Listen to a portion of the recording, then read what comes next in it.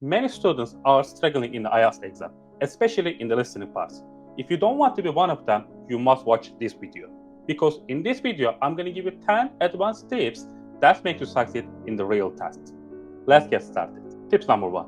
Practice under exam condition. So in order to get used to it, you have to do practice in a time limit in like a real test. Use the headphones. Be in the quiet room. Try to take a note because that gives you more confidence in the real test. Before we take a test, do the practice as much as you can so you're ready to take the test. In the test, you will have time to listen to introduction.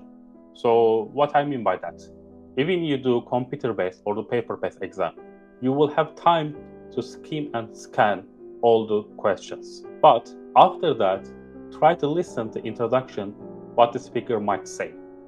Because when you hear the introduction, you will understand what type of topic they will talking about.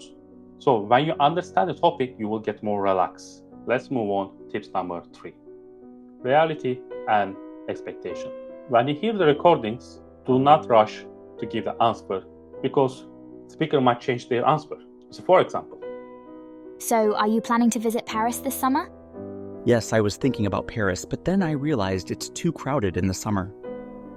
So I decided to go to Berlin instead. as you can understand from the conversation that, so the speaker changed the opinion to the facts. So try to pay attention. Are they saying their opinion, which starts with I think, I believe, I thought, or they are talking about the real facts?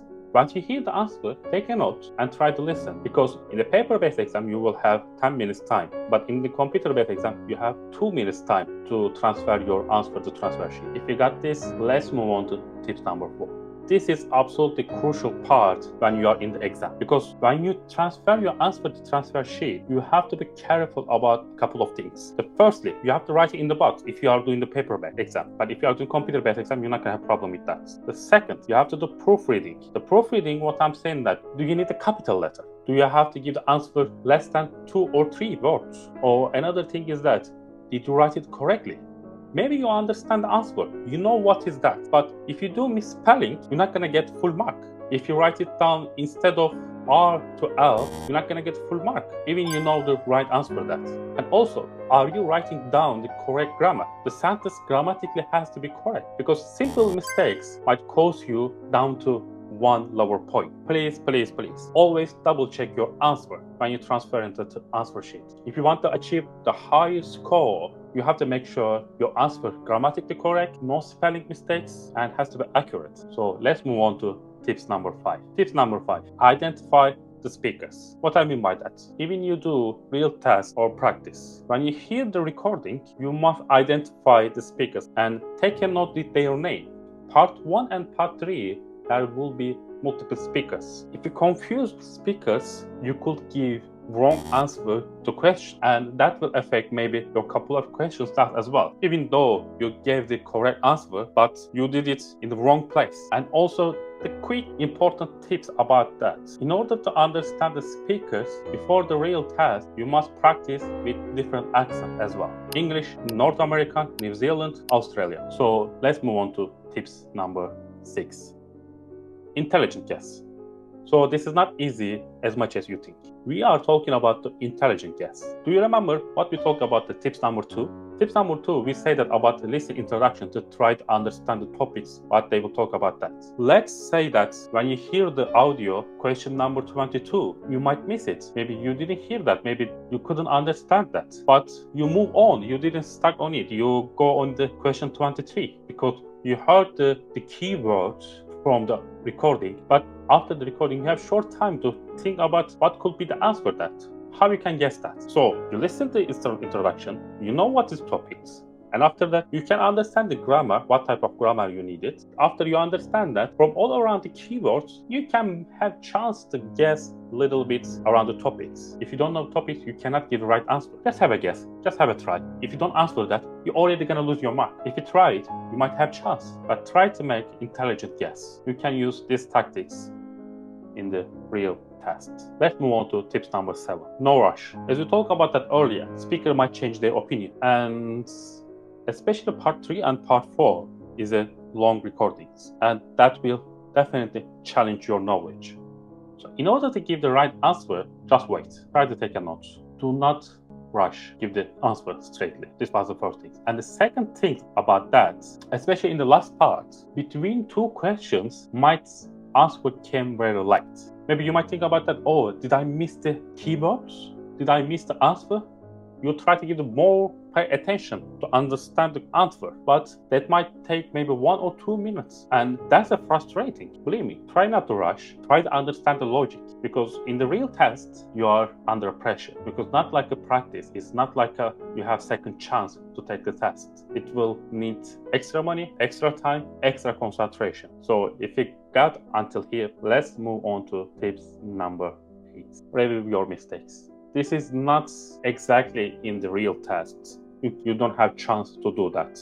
But you have chance to do these tips, especially when you do the practice. After practice, check all the wrong answers. Why did you make mistake? What was the problem? What did you miss it? Is it the problem is your vocabulary? Is it the problem you didn't understand the accent? Is it the problem you need more practice in that particular part? You have to understand what was your missing point. The bonus tips about that, check your correct answer that. What did you do correctly in that questions, in that particular part, and what did you do mistakes? And you can compare it. If you want to achieve band 9, you have to do the both. And one of the other things, make a statistics. In over the time, how did you improve yourself that you can understand it from your statistics? Maybe in your first practice, you did 10 mistakes, 15 mistakes. Over the time, maybe you lower that. In 1 month, maybe in 2 months, you will see that you are making just 2-3 mistakes.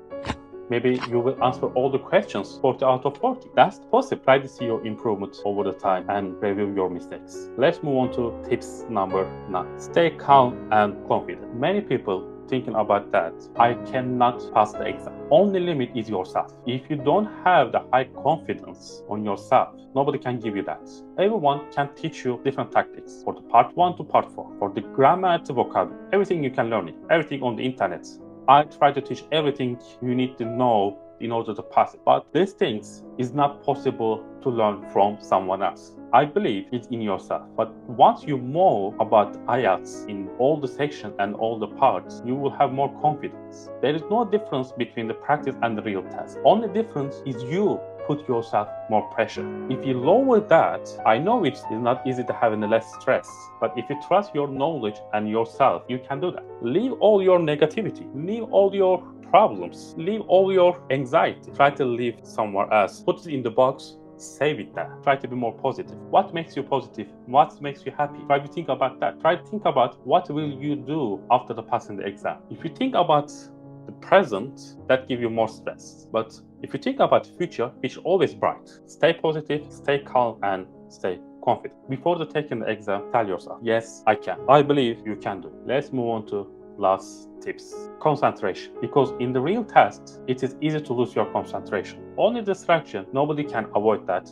is yourself, is your brain. This is the biggest distraction you will have. Try to be focused on what you want to achieve after the test. Try to be focused on the moment. Try to be focused in the test, because 2 seconds losing the concentration, especially in the listening part, that might cost you a couple of questions. Don't try to get emotional connection from the audience. So listen, understand what they are saying, and just try to give the answer. If any distraction all around you, try to avoid it. This is not your concentration has to go. Clear your mind. You are in that moment and focus on the speakers. Focus on what you know. Focus on practice you made before. Clear your mind. I believe you can do it. Thank you so much for watching that. I hope you enjoyed the video. See you in the next one.